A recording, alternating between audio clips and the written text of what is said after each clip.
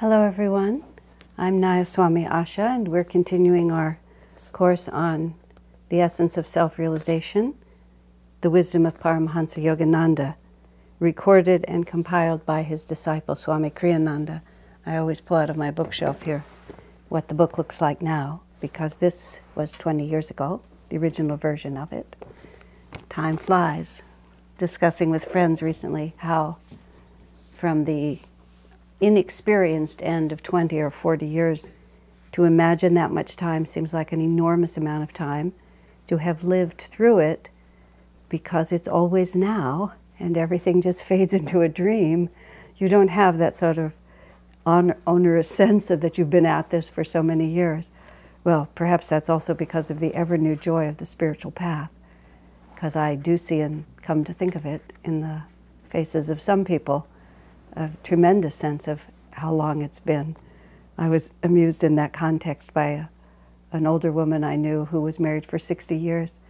And after her husband died, she didn't believe in the afterlife or anything else, nothing like that. But she had some friends who were nuns, or she actually volunteered in a hospital where nuns were also working. And the nuns were trying to reassure what they presumed to be the grieving widow. And they said, "Oh, don't worry, dear, you'll see him again." And she said rather sharply, "I think 60 years was quite long enough." And that was her point of view on it. I've always enjoyed every aspect of that story, I must confess. Anyway, moving right along. We're on chapter 9 today, and it's not unrelated what I just said, because it's the lesson of reincarnation. Last week we talked about the law of karma, and next week we're going to talk about working out karma. So this is really about reincarnation. Karma can't work without reincarnation. That's the great, they have to be twin realities. Well, let me put it this way. Karma can work in the sense that cause and effect in human life can be observed even in a very small frame. You can see that your own actions do produce certain results in your life. But for the real power of the karmic law to make itself known in such a way that it becomes an integral part of one's own understanding of how the world works and why. I used to give a course by that name. I'm still very fond of that name. How the world works and why. Seems like something that we really want to understand. And karma is fundamental to that. Now, what I mean by this is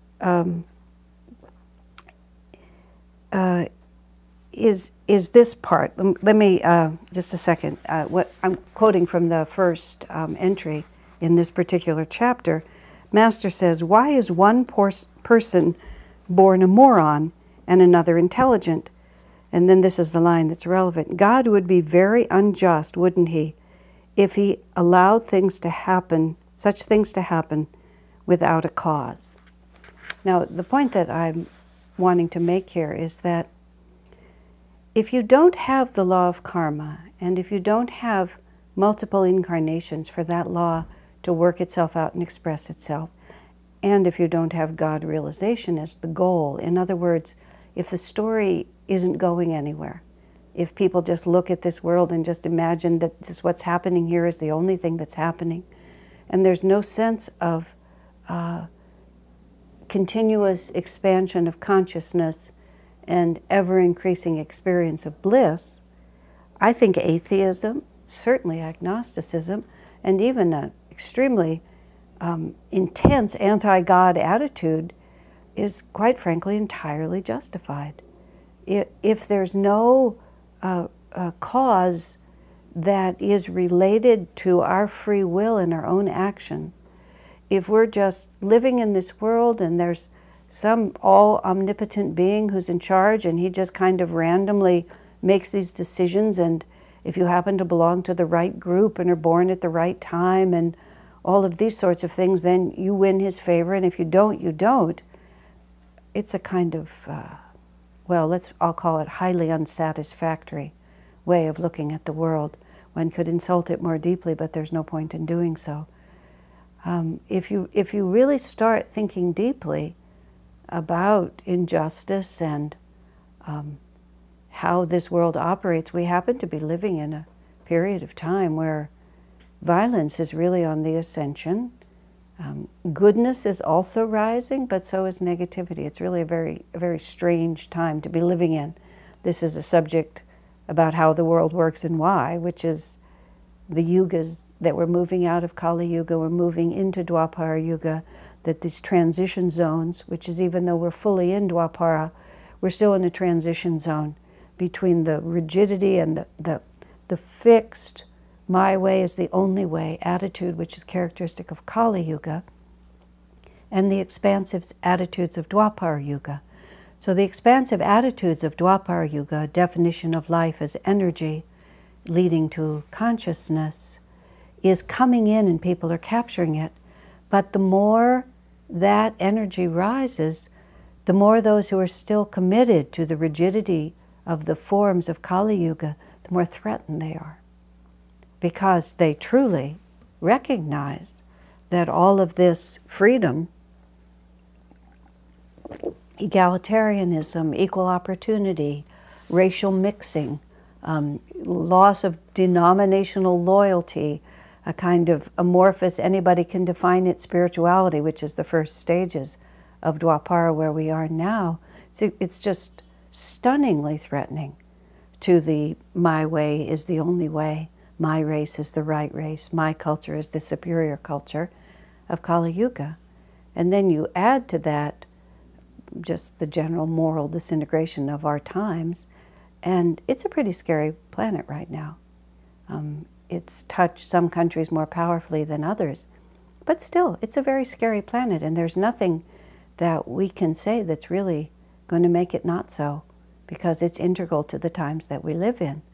So we can either completely lose faith in God, or we can try to understand on a deeper level what is the flow of energy here. And so that's where Master himself says, if these enormous inequities that we see all around us, if they're just the whim of God, that's a very scary, insecure, and disturbing concept of God. But if we begin to understand the law of karma, and that there is, as we were talking last week, there is this divine law which leads to harmony and leads to fulfillment, and if we find ourselves suffering and confused, there is a point of reference that we can get back to. And that point of reference is the way we were made, the purpose of life, what the human body is for, all of the points that I was referring to at the beginning. Master says something extremely interesting here also in this first piece. And he talks about someone who's born with crippled legs.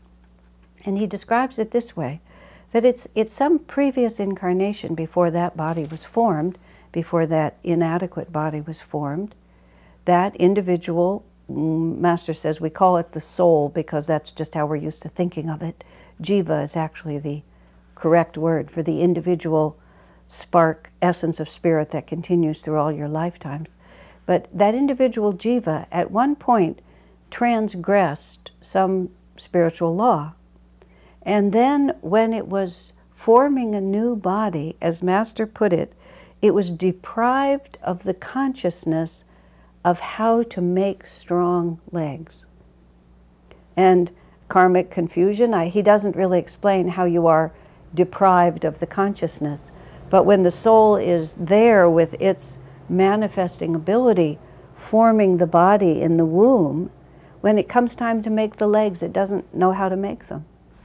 And that's how the consciousness it's carried out. What might he have done in a past life? Maybe he mocked and was prejudiced against somebody who was handicapped. Maybe someone in his own family was handicapped and he treated them very badly, and he had to learn the compassion that's required. Maybe some other lesson of surrender or allowing other people to care for him. Maybe he was too closed and unwilling to let people into his life and was always walling everyone out. And so he's going to be born somewhat helpless and is going to be forced to rely upon others. You can imagine many scenarios that would put someone out of tune with divine law, and then this would be the situation that would allow him, potentially to learn what he needs to learn to come back into the center. Maybe a person, for example, depended too much on his strong body. Maybe he was a bully with that strong body and thought himself superior because he was so physically strong. And now he gets to be physically crippled. And so he gets to find out sort of what it's like to have to move through life without that strong body if he had misused it or he didn't appreciate it. Maybe he was given a strong body and he didn't care for it properly and allowed it to ate badly and didn't exercise, didn't respond with respect. So somehow or another, in the moment when he's in the womb making his new body, he can't figure out how to make the legs. It's fascinating when you think about it. Now you must understand, even very challenging situations, lifetime to lifetime, we mustn't think of them as punishments. We have to think of them as learning opportunities. It was always a joke at Ananda Village, especially in the early years when so much that we did didn't work. I mean, we were so conspicuously unsuccessful in almost all of our little endeavors. Somehow the whole thing managed to move forward. But the phrase, how did it go? And the answer, it was a learning experience, got to be very commonly used. But you see, everything is a learning experience if you take it that way. This goes back to what I was talking about some last time. What is the law of karma? Where are we going? We are building our consciousness, and our consciousness is a continuous reality from one incarnation to the next. So as Master put it, it doesn't matter what happens to us at any moment in time. The only thing that matters is what we become through what happens to us. So the egoic mind would think, oh, what a tragedy, this man was born with crippled legs. But from the soul's point of view, the soul itself could be rejoicing. Isn't this wonderful? You know, we're not going to be able to walk this lifetime, and we're going to learn so many things that we weren't able to learn when we were so powerful and got to push everyone around with our strong body. You can think of it, I mean, as retribution if you want to, but the mere thought that it's retribution in and of itself blocks the lesson. Because instead we just have to say, oh, something I don't know is now going to be open to me. To say that somebody deserves something can mean that it's a punishment or a reward. You can think of it either way. And so Master is saying that if these inequities took place without cause, then God would not be a God that anyone would love. But if these are opportunities given to us in perfect accord with exactly what we need in order to balance wherever we were off in the past, then right attitude is automatic, and progress also at least is more likely. Whether it's ensured or not, it depends on us, because reincarnation goes on for a really long time. We can stubbornly not learn. We have the free will not to learn. Merely to experience karma is not to be freed of karma. Sometimes it just means that you're just experiencing it and you're learning nothing. And then after a while, you begin to turn it in the direction. Whether that while is long or short is really something left up to us. There's another question that people are often asking, which is, if because we talk about ego as being identified with a limited reality. That's Master's words are, ego is the infinite spirit, the soul, the individual soul, identified with the temporary condition that it's living in, which is this physical body. And so the thought naturally arises in someone's mind, and people have a misunderstanding this way, oh, well, when we die, we just merge back into God. And many theologies speak of that. When my sister-in-law died and there was a Jewish funeral, there was a little pamphlet they gave us about what the Jews believe about death. I was raised in Judaism, but I didn't know what the Jews believe about death. It's sort of this, and the only word I can use for it is this kind of vague idea that after you die, you go back and you get to be part of God. but it wasn't brought to any kind of a clear focus, and you didn't really know, what to do about it or how to deal with it, or it was an attempt to go in that right direction.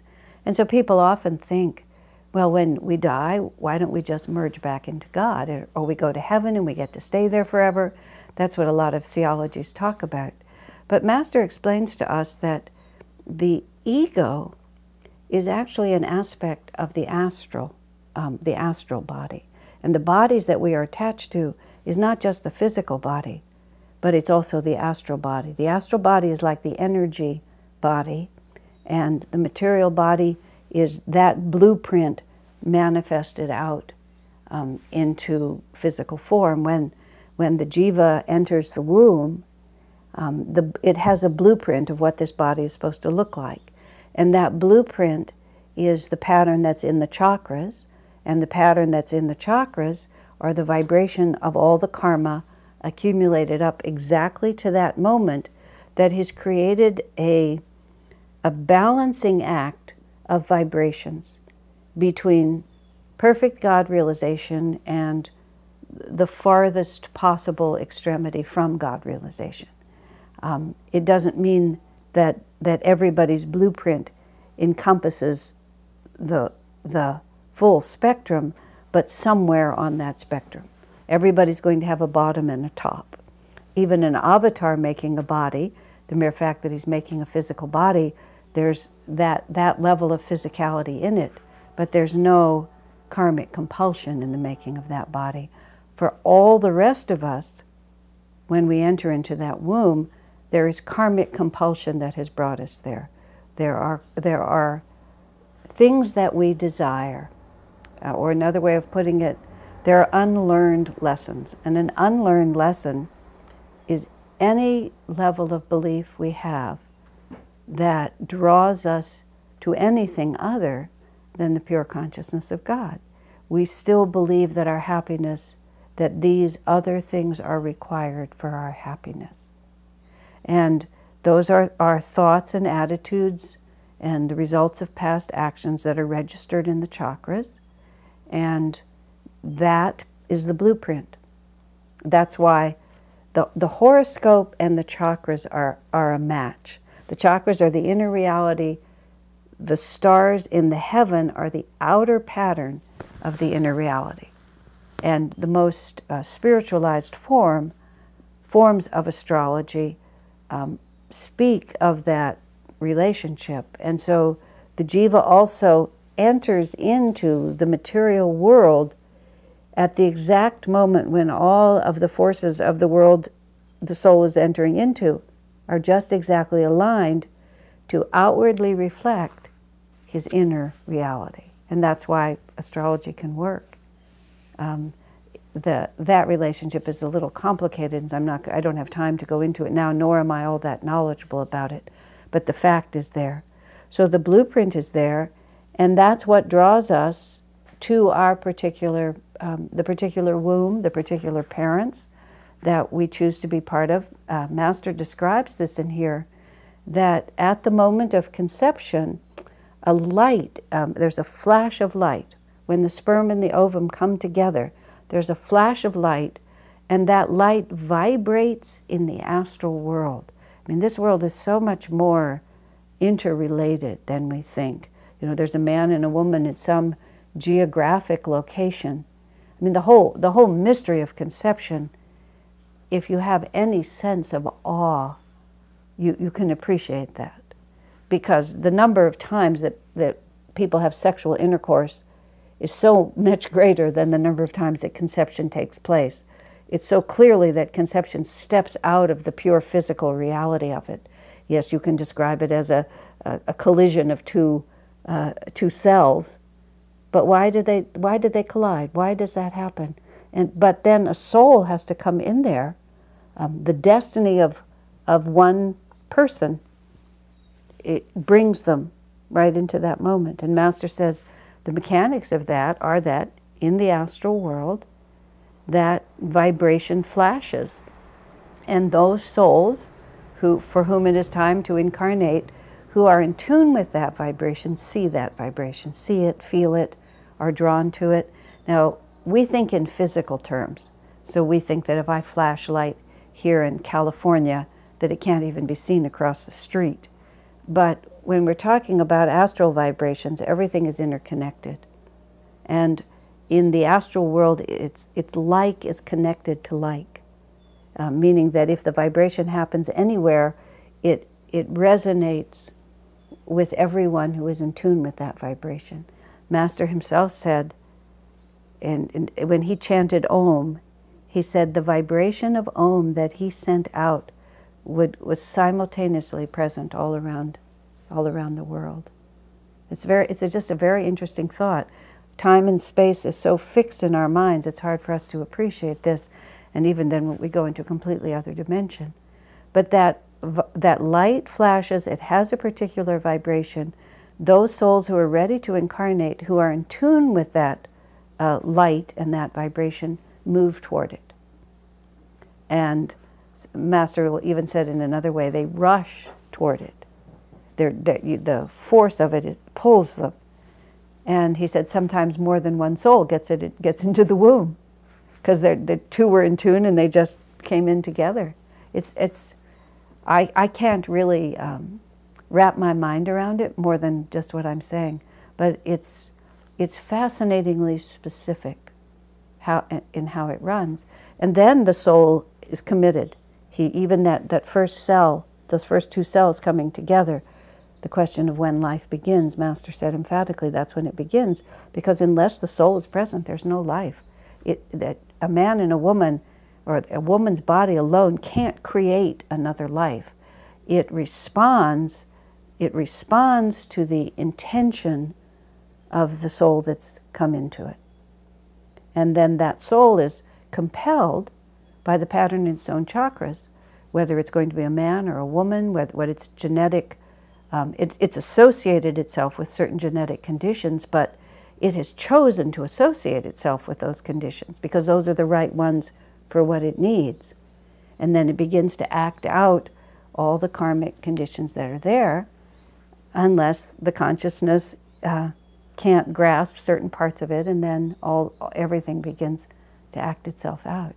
I've never been pregnant myself, but women who have been tell me that the personalities often are completely present almost from the very beginning, and that giving birth to multiple children, the personalities are, one is so different from another because one is so different from another. Individuality is part and parcel of all of creation. Now, Master adds another interesting piece here, which he says is that you can consciously draw spiritual souls to you, because the quality of that flash of light determines what souls are drawn to you. And he talks about, well, this is actually an autobiography of a yogi, when he tells the story of Kashi, who was a student in his school and was very devoted, but Kashi died. But before Kashi died, actually Master predicted that Kashi was going to die, and Kashi then begged Master after he went into the astral world that Master had to find him.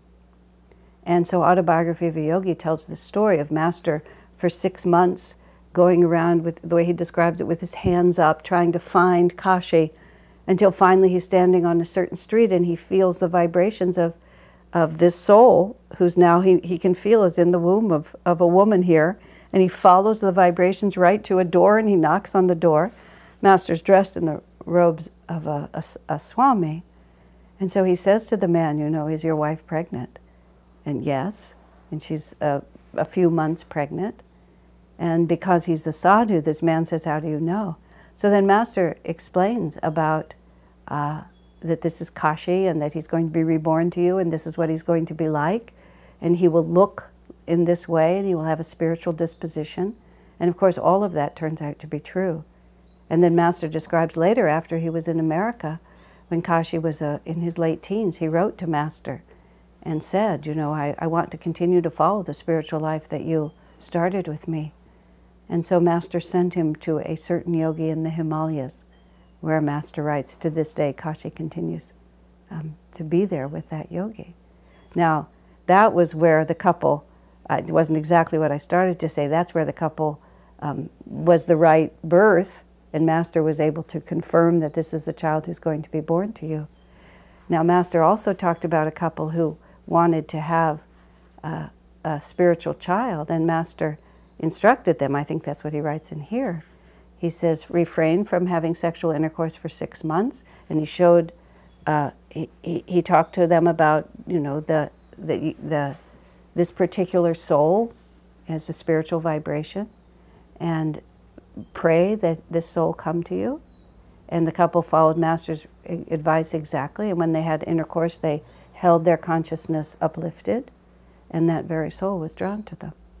Now, we don't necessarily have a guru to say, here's your child like this, but if we want to raise children, want to invite people into our home who have an uplifted vibration, then we need to make sure that the invitation we send out is consistent with that intention.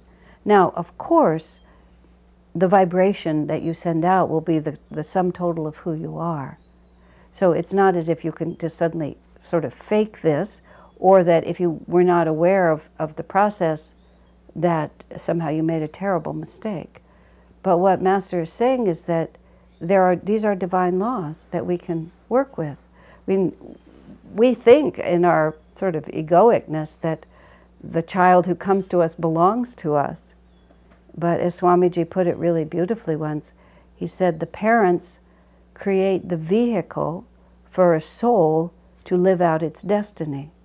But the parents create the vehicle, they do not create either the soul or its destiny. And Swami jokingly, but only half jokingly, says when you have a child, you invite, as he puts it, a perfect stranger to come and live with you for the next 20 years, and you're obligated to take care of him or take care of her, and you don't really know who you're getting, and you don't. You're trusting the karmic law. But Master says in here that positive feelings, of course, are attractive, and we find our friends from past incarnations, and our spiritual family especially is very powerful, and we meet each other again and again, lifetime after lifetime. But Master also points out that aversion is also has a lot of magnetism. And Master makes the chilling statement that sometimes people who are very disharmonious with each other incarnate into the same families so they can fight it out at close quarters. I mean, it's just an awful statement. But many families really, there's as much aversion as there is love. There's a kind of instinctive love, but the people may not necessarily get along at all. Sometimes they intensely don't get along. That's because they transgressed the karmic law at some point, and they developed this strong aversion to someone, and so now they get the opportunity to see if they can learn to love everyone in the right way and get over that erroneous way of thinking. A woman I know gave birth to twins, and one of them she loved, and one of them she intensely disliked from the beginning. I mean, what a karma for everybody involved. And when there's the mother, she's got 2 babies, and one of them she's very drawn to, and one of them she does not want to be close to. And it acted itself out for the entire life of the mother and both of those twins. It just, the past karma between them was very, very intense. Now, people make a grave mistake, and this is moving into what we'll talk about next time, but it's still part of this. People make a grave mistake in using the concept of previous lifetimes and reincarnation from the past as an excuse. Well, you know, I have such bad karma with that person. Naturally, I react this way. I was in a situation with a woman at Ananda village, and we had a very difficult karma between us. We were both deeply devoted to Ananda and deeply devoted to Swami and deeply devoted to the spiritual path, but we just had a rocky past between us, our past lives. And one way or another, sort of some details, literal details, memories of past lives, psychic interpreters, you know, a lot of facts began to come to the fore. And I think most of those facts were valid, and neither of us had much to be proud of, and we both had a great deal to be ashamed of in terms of just behaving really, really badly. But as a consequence, we were pretty darn mad at each other by the time we met in this lifetime, and just did not have a high opinion of one another.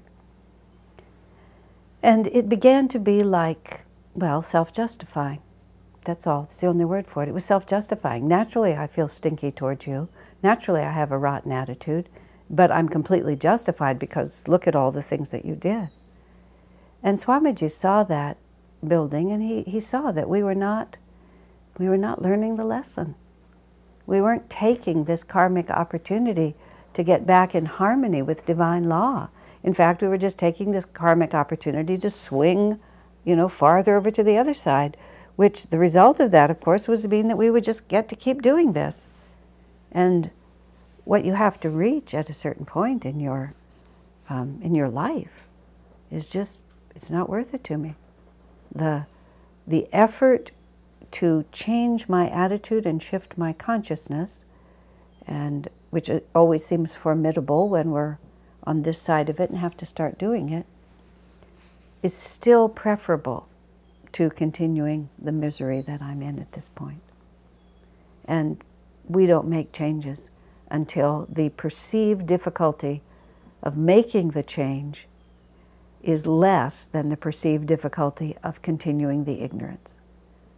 So Swami drew us together, and he just said the most obvious thing. He said, neither of you could ever behave that badly ever again. You've learned.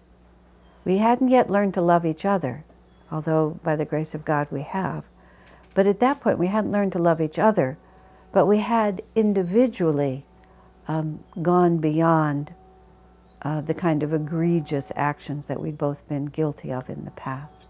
It's progressive, you see. Individually we'd become far better people, and we're never going to fall so far back as to take the kind of revenge that we had both taken on each other. But we still hadn't reached the point where we could forgive one another, trust one another, forget the past sufficiently to actually look at the person and see only the present and not all those memories behind us.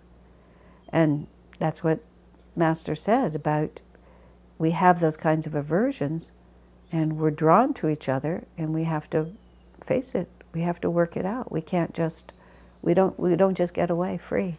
I often think, what happens to the man who was the torturer? What happens to the Nazi prison guard? What happens to the person who's tortured to death and dies furious? Like, where does all that energy go? Well, that energy just stays with you, and you get to act it out again. Someone asked Master, it's written in here, someone who's very, very prejudiced and hateful, let's say, toward black people in America. And the friend asked, he said, does that person get to be born as a black person in America next lifetime? Master says, essentially, of course. Whatever you judge harshly, whatever you don't have charity for, then if you continue to reject that reality, then you have to learn to accept it. And of course, one of the ways to learn to accept it is to have to live through it. I mean, the American Indians used to say you have to walk a mile in the other man's moccasins before you say whether or not he's a worthy person. You have to feel what it is like from his side. Now, the whole thing is just delicious, because if somebody who dies with a fury, let's say, against dark-skinned people, and then he suddenly finds himself in a body, and that body has dark skin, you can just imagine how many different forces will play and how complex this can become. And his own mother and the people around him, all of these people that he'd rejected in his heart, suddenly he's having to love them. Now, ideally, he'll just enter into that, and the next time that he's white, he will have an instinctive natural sympathy for black people. This is how we learn. I mean, how else are we going to learn when you think about it? We don't learn from being told. Everybody can say as much as they want that people of another race or another culture are just like us, but they don't look like us, and they don't behave like us, and they don't talk like us. but you get to live through all of those different ways of being, and then gradually you have this kind of collective memory. When you go to certain cultures, it feels very familiar to you. I actually finally realized when I spent more time in India, I've never been to Africa, but I suspect I would have a similar experience there. I've never looked right to myself. That's the only way I can put it. Even to this day when I look in the mirror, of course this is not uncommon, but I'm always a little surprised. It just never really has looked right to me. And when I began to look at a lot of Indian faces, because I was in India for weeks and even months at a time, that looked right to me. And it's just a memory.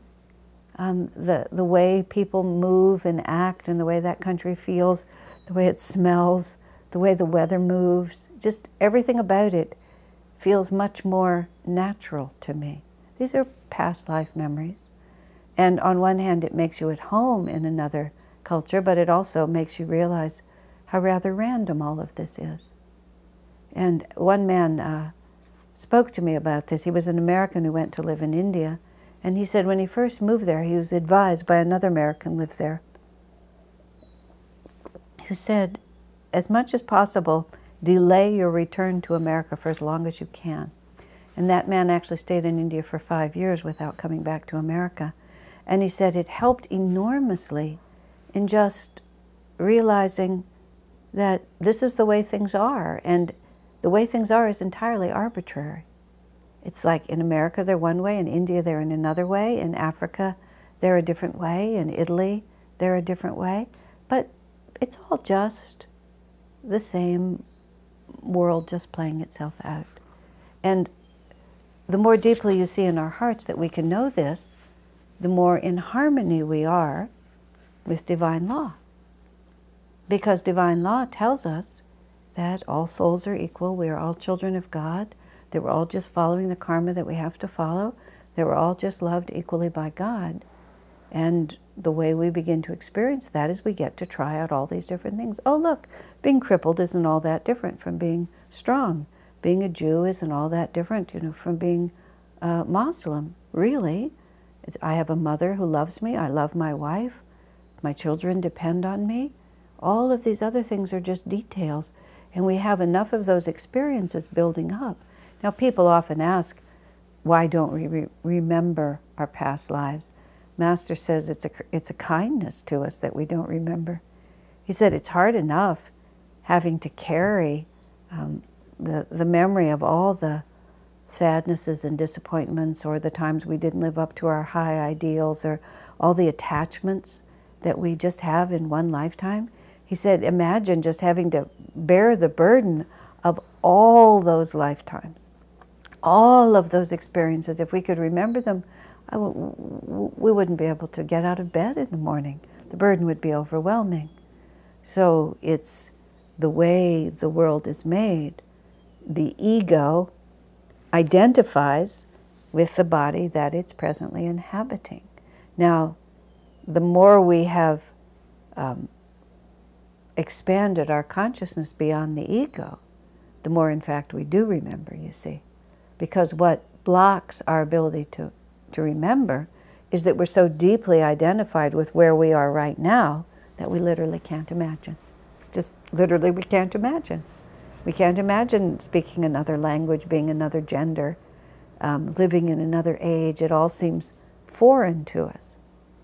But the more we have learned to identify with the inner spirit that's moving through all those bodies, the more we are at home all over the world, the more we spontaneously unite our spirit with everyone that we meet, and the more we can literally remember, because we're not so narrow in our self-definitions that we can't just easily shift it. Swami Kriyananda, of course, was superb at being able to relate to any culture wherever he was. And he ended up being able to speak 8 languages, and languages came relatively easy to him. And he was often thought to be a native of whatever country he was in, because he just forgot where he had come from and embraced where he was. And of course, that's the characteristic of someone who's born into it. they identify with it completely. But Swamiji would just be able to move from one to the next, from one to the next. And this is how the masters are able to be in the world so easily, because all they see is the divine power there. Master writes about the astral world, saying that the astral world is right here. It's not physically somewhere else, because it's not physical. It's a more subtle vibration behind this world. And so Master said he lived as much in the astral world as he did in the physical world, because he, excuse me just a moment.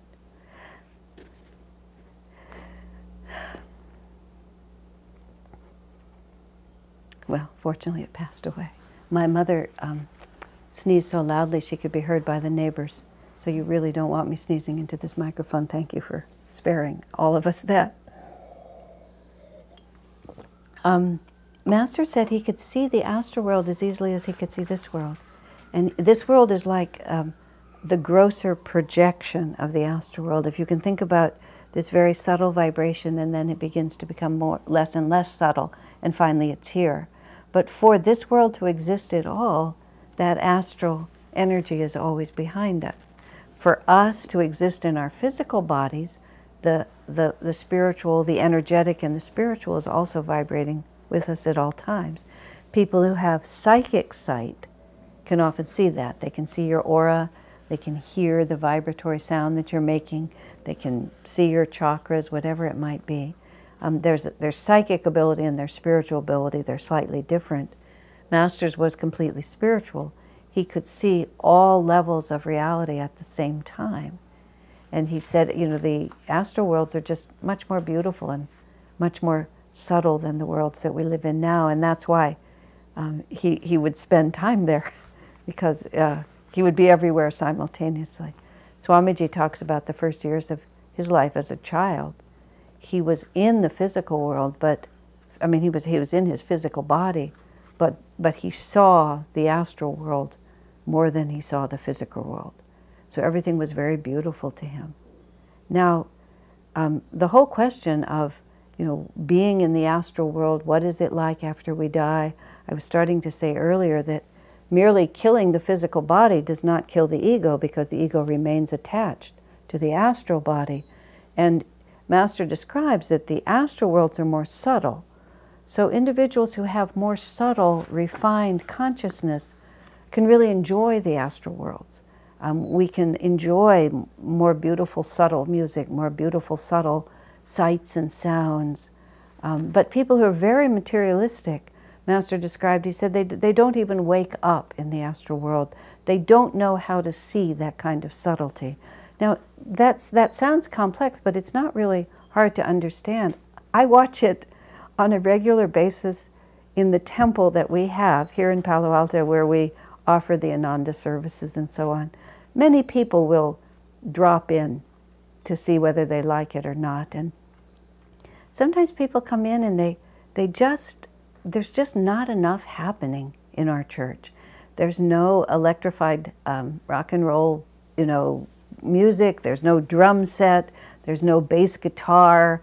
There's no sort of loud clapping, dancing like this. And it's just, it's so dull. There's nothing going on. Other people will come in who are attuned to the vibration on which our church is happening, and it'll feel to them like this magnificent, overwhelming, uplifting vibration. And it's just, people see different realities and vibrate with different things.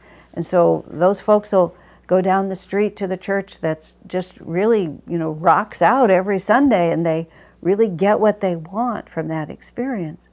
Now, I'm not saying anybody's going to any church anywhere has got some subtlety going on with them, but you see people experience things depending on what their own vibrations are. So it's possible in the astral world, you go to that astral world which corresponds to your own vibration.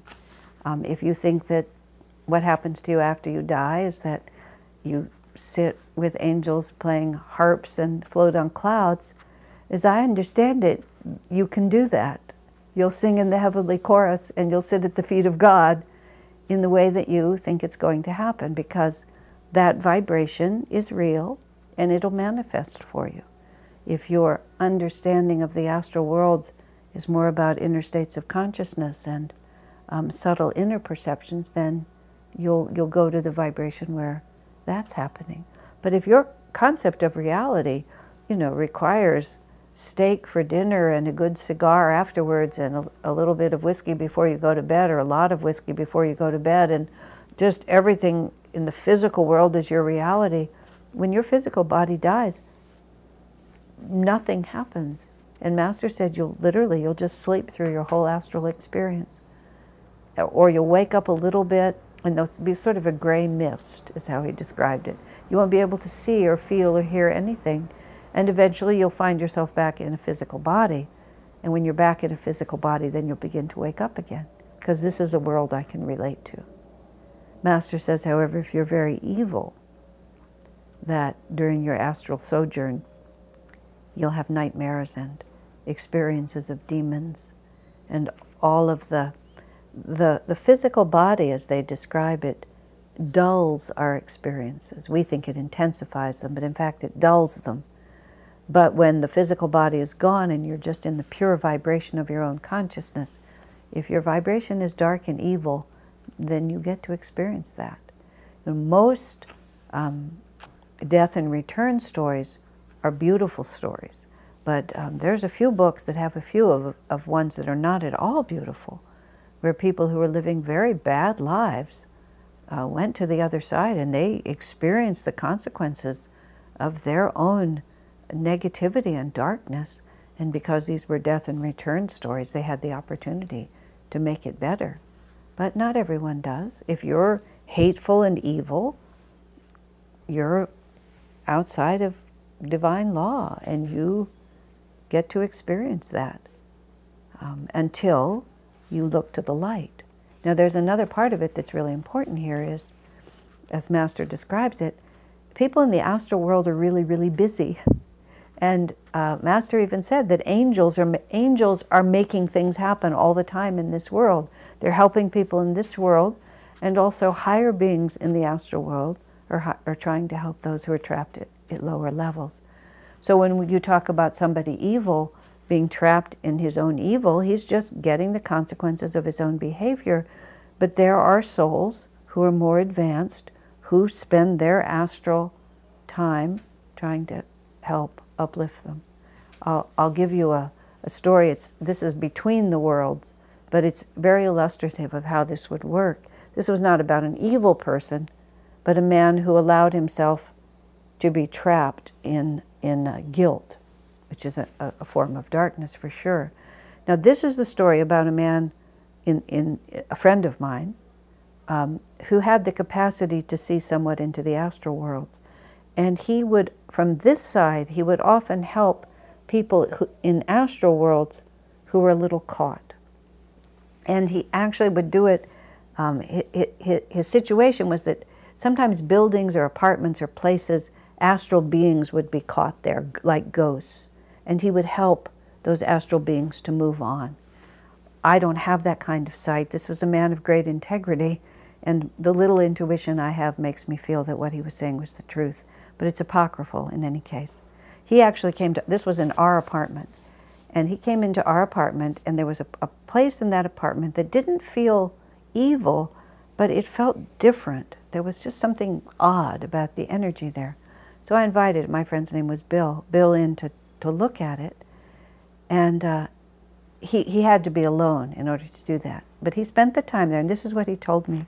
There was an American Indian, a brave warrior, who had gone to battle and been utterly defeated by the white man, and that he was not able to protect his people, and he was specifically not able to protect his own daughter.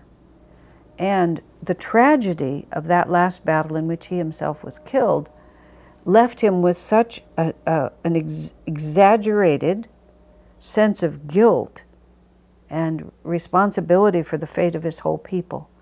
Now you see how we're shifting a little bit, you see, outside of divine law, because is this one warrior in charge of everything? Or does God have a plan and that we're all acting through this plan? Even if circumstances were tragic, are tragic circumstances just a prelude to necessary learning? It all comes back to your feeling and your thought about God. So this warrior, this is how Bill explained it, was trapped. And he was literally sitting there on his horse, looking down. He'd gone into the astral world with this sense of exaggerated personal responsibility for everything. Everything had gone badly, and now he felt compelled to suffer. So he was sitting there suffering, and when you think about it, he'd been suffering for centuries. And why his astral form was in my apartment is something I don't understand. That part of it I never got clear. Did the battle take place on this land? Conceivably. And everything got built up around it, and he was attached to the spot? Maybe so, because the physical and the astrals, they're on different vibrations.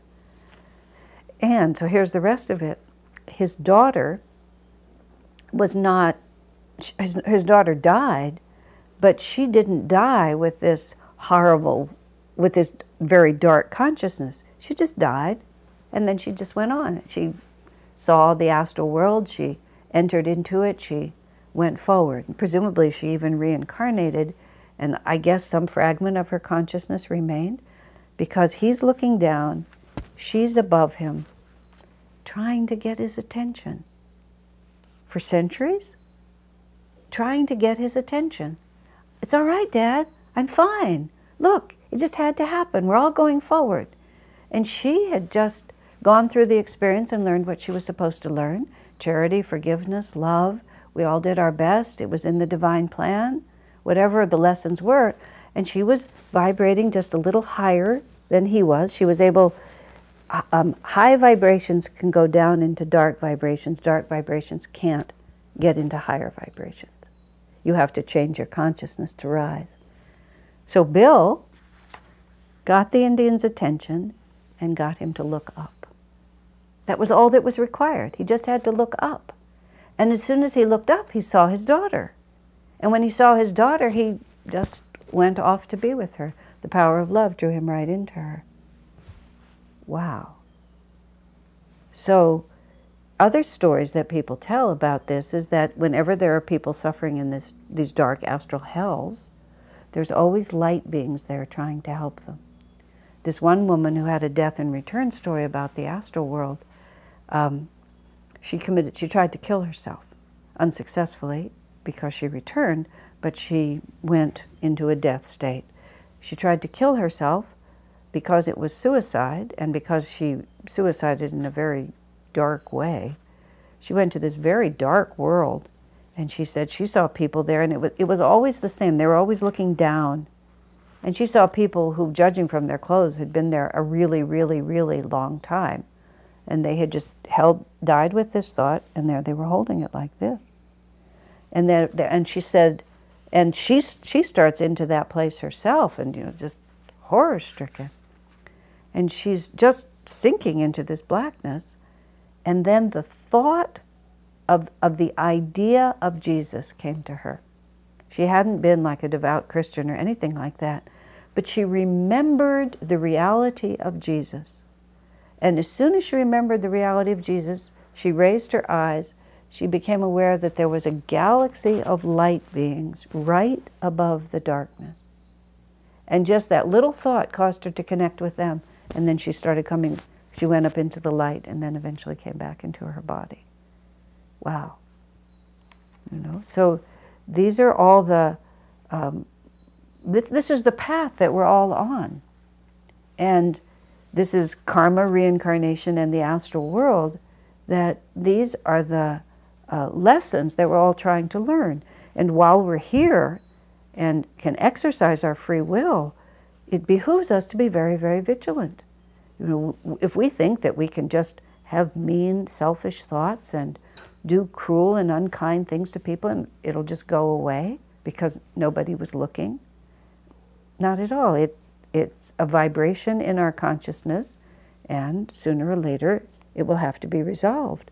But as soon as we begin to try to resolve, as soon as we begin to meditate, as soon as we begin to think about the beautiful higher vibrations that surround us, and to disengage ourselves from this fixed identity with these dark and limited realities, even if we have done terrible things.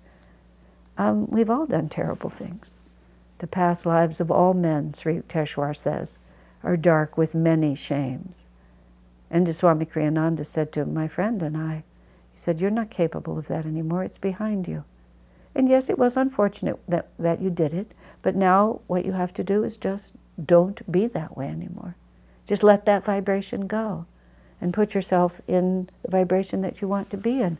That's why we live in communities, that's why we meditate, that's why we chant and sing and love God and become disciples. We are constantly trying to awaken within us these higher vibrations so that we can live in them now, so that when we shed this body, we'll merge into those more elevated universes. What brings us back, you see, to the physical world is the desires that can only be fulfilled on the physical plane. Certain kinds of relationships, certain sensual experiences, ownership of physical things, money, all those sorts of things. Pure desires, as Master calls them. Desires for beautiful, refined music, for refined visual realities, for selfless love, above all, the desire to be in tune with God and to serve the Guru and to be in tune with the Guru and to be an instrument of light into this world. These desires are in harmony with divine law, and the duality ceases at that point. You see, when we want to hate someone, we're in this duality. When we want to own this or get that or get revenge or have this person love me, we're trying to take the world of duality and fix it according to my will. When we want to be in the vibration of God, we're stepping out of the world of duality, and that's where it stops. So even though the desire for God is still a desire, it's the desire that ends all other desires. And progressively, as we move toward it, the more refined, the more selfless, the more what we do and what we desire resembles the divine, the more we move out of the realm of karma and reincarnation altogether and become simply centered here. As Master said, if we have that very refined vibration, we may spend a very, very long time in the astral world.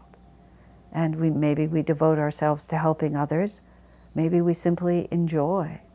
And I remember when a dear friend of mine was in the last weeks of her life, and she had a great passion for beauty. Her dedication in life was to make beauty. She was part of our congregation here, and on holidays and so on, she would just come in and transform the entire temple into just a fairyland. She was marvelous at it. And she lived for that, for beauty. And Swamiji, sitting next to her a few weeks perhaps, or a few months before she died, he said to her like this, "Now don't get too attached to the astral world." He said, "You're going to feel very at home there." He said, "But remember, even the astral world is not God realization." And so Master said, refined people can spend a long time in the astral world, but often they don't, because they realize they still have material desires to work out, and instead of just going on a long astral vacation, devotees are eager to get back to this world, not out of a desire to be in this world, but out of a desire to learn everything that still has to be learned so that we can be free forever. You know, once we get this idea of karma and reincarnation, far from binding us, it's the doorway to absolute freedom. And it makes so much harmonious sense out of everything. It takes your time span and elongates it, and it takes all the anxiety out. You know, I'm going to get it right. I'm going to get it right sooner, I hope, rather than later, but if I will just, as long as I don't quit, as long as I hold to my spiritual aspirations, as long as I keep before me this divine goal, as Master said, once the desire for God sincerely enters your heart, its fulfillment is an absolute certainty. Isn't that a wonderful thought? God bless you.